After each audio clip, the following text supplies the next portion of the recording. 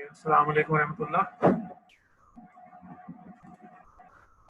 वालेकुम अस्सलाम। की परमिशन दे दीजिएगा।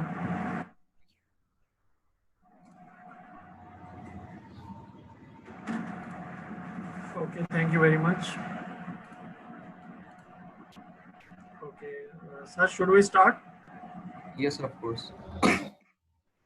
Thank you very much. So, in our session number 2 today, we have concluded this state chart. Moving ahead, now the subsystem identification. The subsystem identification is done through the structured class diagram. Until now, we have gone through the package diagram. So the structure, in a structure diagram, the subsystem class is appeared at the first level of compositional unit. So although there are also concept of component and task in UML, in Unified Modeling Language. However, in this session, we focus on subsystem. So the guideline to identify subsystem are very comprehensive in our reference number 1. Our focus over here is a subsystem should have a well specified set of interfaces. So it contains a set of service and services required for other subsystems and common type definitions, pre and post conditions for each service, and constraints and invariants for each service. Although other guidelines are also important. Moving ahead, we have already discussed the structure of interface, how different classes are primarily linked together. So one thing is primarily related with ports is because they explicitly define the subsystem, how the subsystem internal parts service agent. So this is nothing but again the diagrams which we have already gone through, that a class diagram, use case diagram converted into the class diagram, and interface is shown between the ports and the service offered, the interface which is offered, that means the service offered and the service required, the required interface. So this is the traffic light system, the traffic light control system architecture. If we see the system architecture is a big class diagram, which is a system or stereotype diagram because it contains multiple class diagrams inside. Its name is Roadrunner Traffic Light Control System and its subsystems. The major subsystem is the intersection controller. That intersection controller primarily interact or linked with different subsystems, and those subsystems are primarily divided as primary or secondary. So primary vehicle, secondary vehicle, similarly primary pedestrian and secondary pedestrian. So these are the primarily vehicle, the sensors which are primarily uh, linked with the vehicle, and there are the sensors are the assemblies which are linked with the lights, the primary vehicle light, and similarly a subsystem for secondary vehicle light, that means the traffic light system, are the lights on the pole, and similarly the system subsystem for the pedestrian, and similarly for the secondary pedestrian light assembly.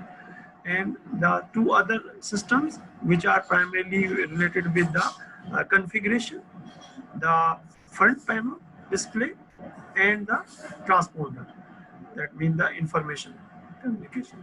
So these are the subsystems, and these systems are linked with each other through different parameters and these parameters are specified. For example, the subsystem which is related with the primary vehicle sensor assembly is related with a controller, the primary controller, and the primary vehicle sensor which is attached with the primary vehicle assembly. Similarly, the light parameters are linked with the parameters, the P primary vehicle light, the P PV light, and the P controller. So these are primarily the parameters how these interfaces are developed and then linked.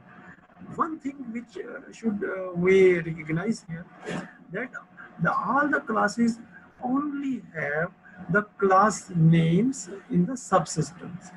They do not specify any attribute inside, and they do not specify any information inside, because the architecture has to be completed with that information which is necessary for the system engineering department to work and then develop those components.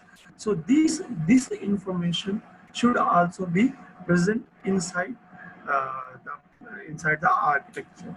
So we are now moving towards that direction.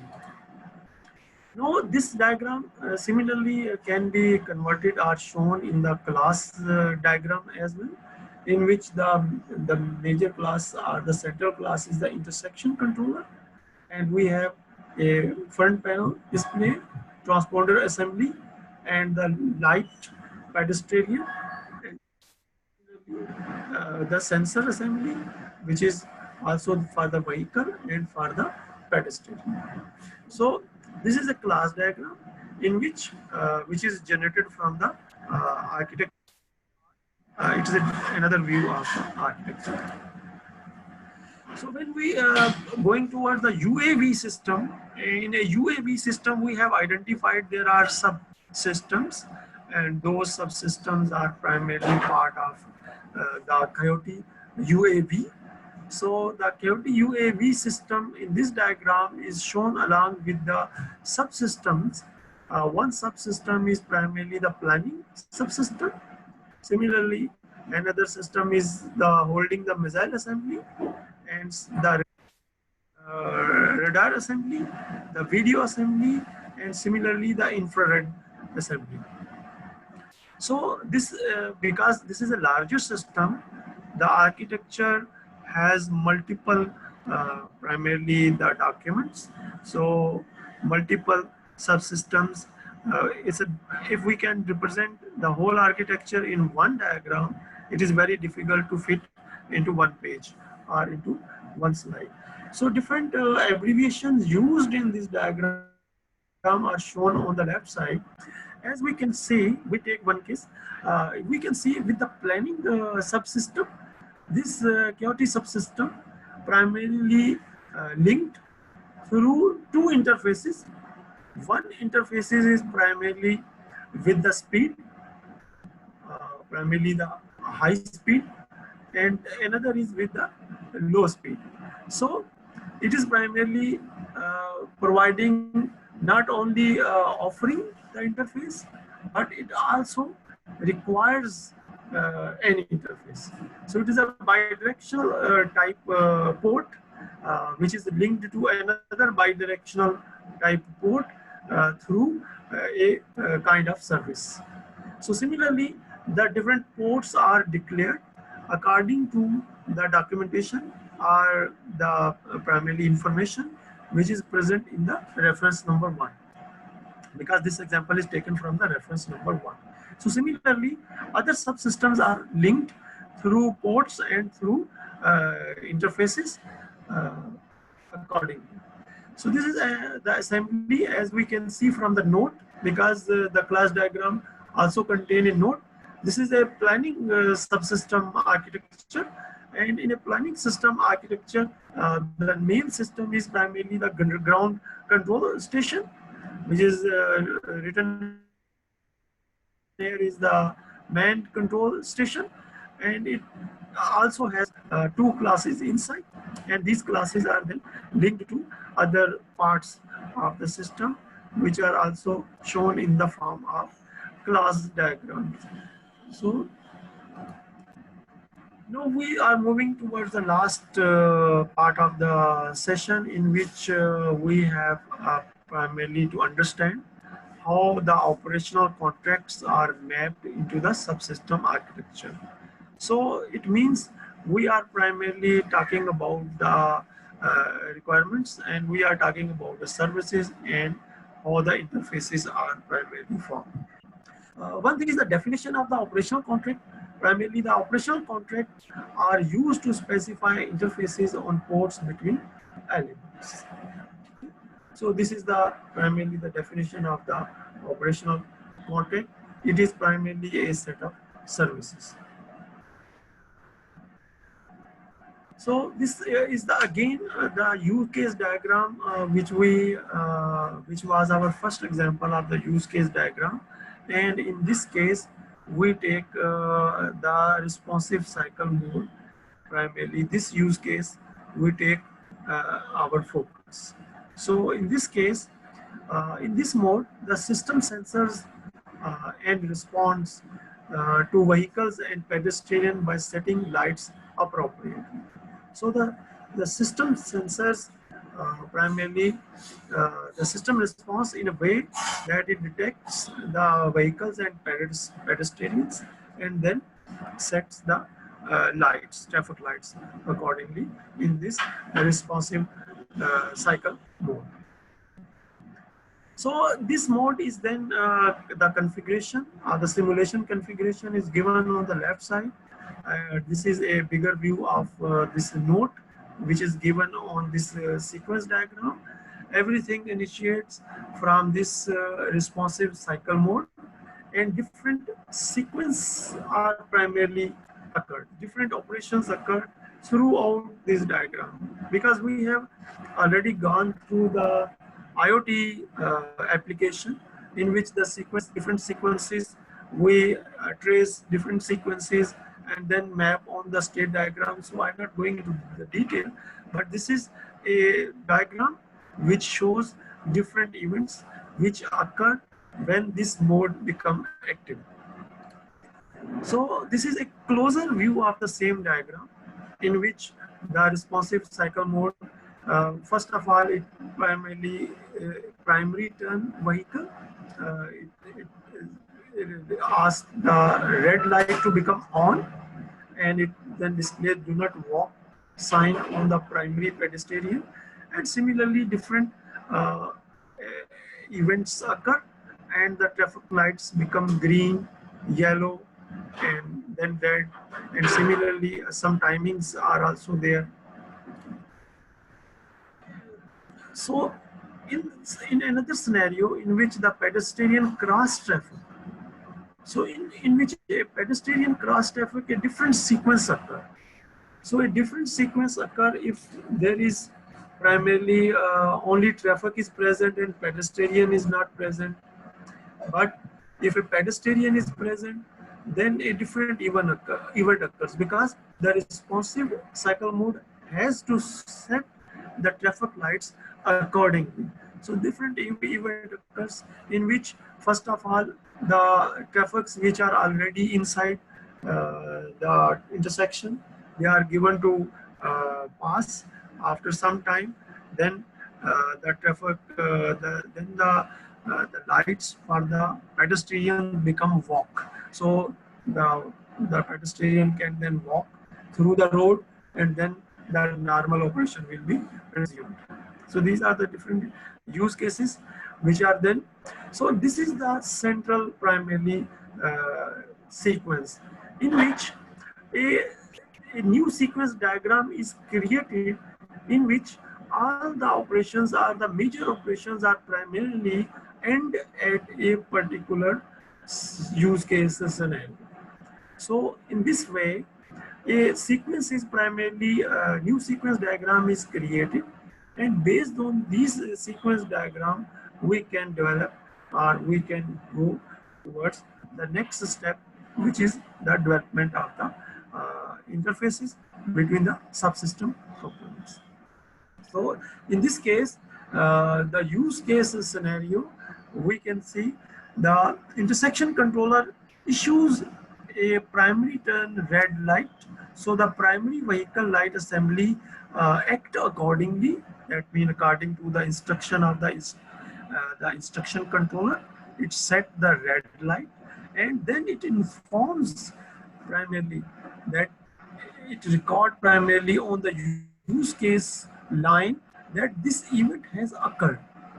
Similarly, the intersection controller initiated a do not walk message to the primary pedestrian light, and the primary pedestrian light then responds to the use case that this primarily action is has taken place.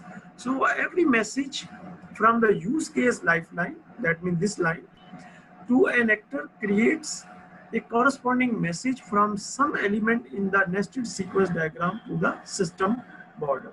So this happens vice versa as well, because as you can see on the above, so the every message coming from an actor to the use case lifeline creates a matching message from the system border lifeline on the nested diagram to the appropriate line.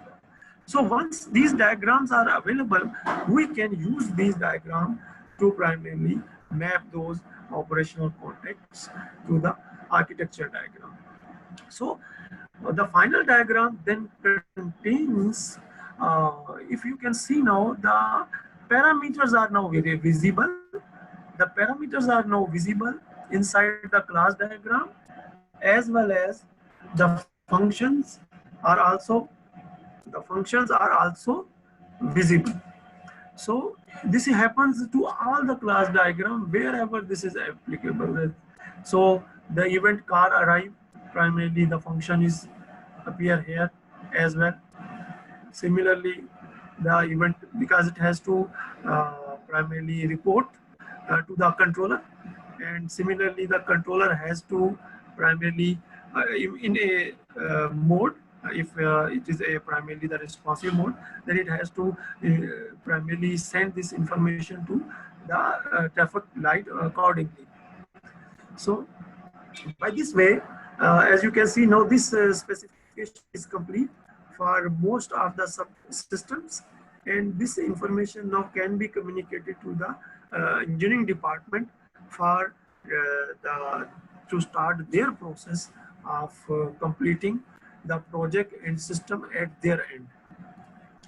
So this is a closer look of the slide which we have already gone through in slide number 12, uh, which we have shown the subsystem and their interaction with other subsystem through the interfaces. So this completes our session.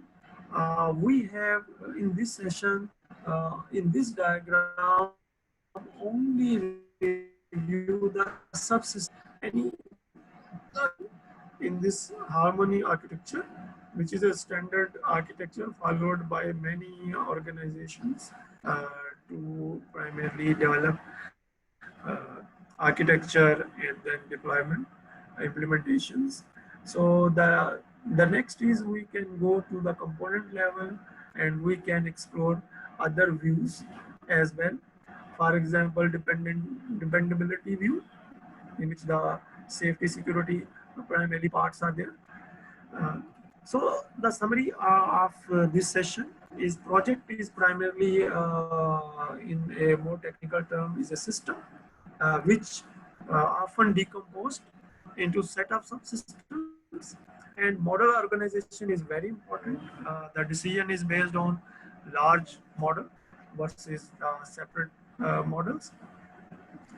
The system identification is very important because these subsystem has to be integrated and to form the complete system.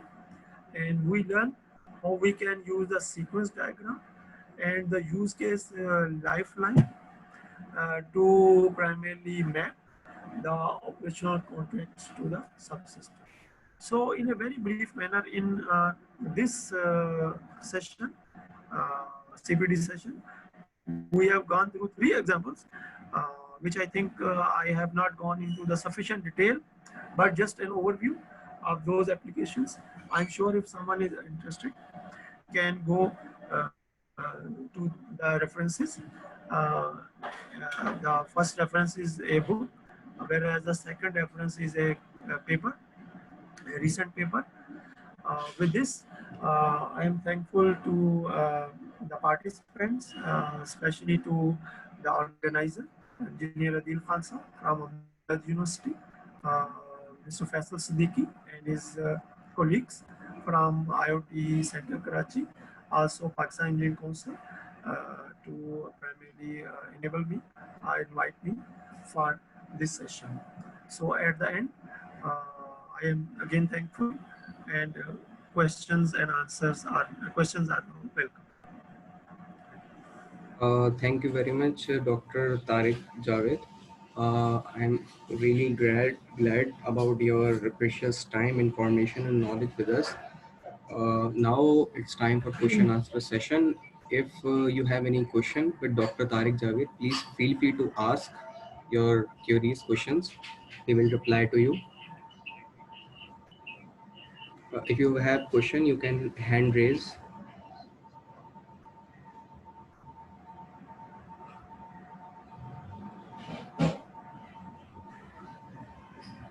Sir, I think I have to ask a question. I have a question that how IoT is on incorporated in this part of V2X application. Thank you very much. First of all, I want to repeat the question from Engineer Adil Khan sir. How IoT primarily fit into this system. Let's take an example of a simple project. Let's say a semester project in which a student is given a task to interface one sensor to an embedded platform, for example, Arduino board. So it is possible to extend primarily that simple project through an GSM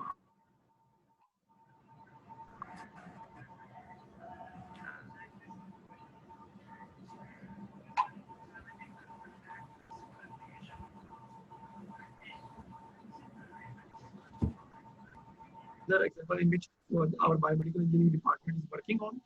We have a simulator which simulates different signals inside a human, and not cannot but it can only it can we can generate the signals through the physical contact through human body.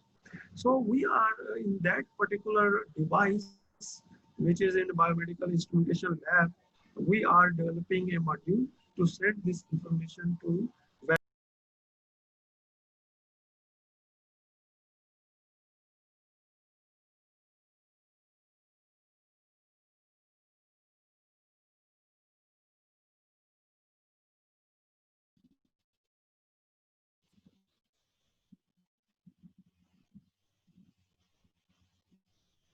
जी दिल साहब आप मेरी बात सुन रहे हैं Yes, sir.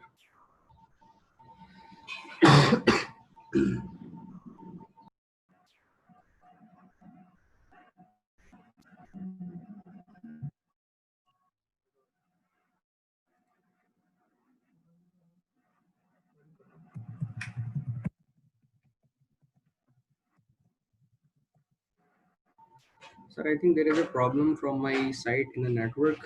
Uh, जी जी जी अदील साहब the communication from my side is completed. yes, sir. I think we have to end today's session of CPD. It's time for word of thanks. Can you allow me to, sir, to end today's session? Okay, we have a question. Should I take this question, sir? Yes, sir, definitely. If anyone asks a question from Dr. Tariq, please feel free to ask a question from him. He will reply to your questions.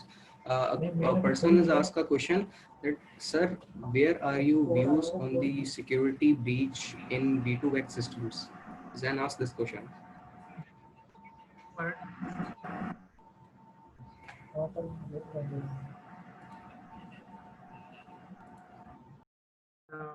V2X systems. And communication between vehicles and the security breach in V2X system. We have discussed the security aspect. The security aspect is part of inside the harmony architecture, and this is related to primary safety security. Uh,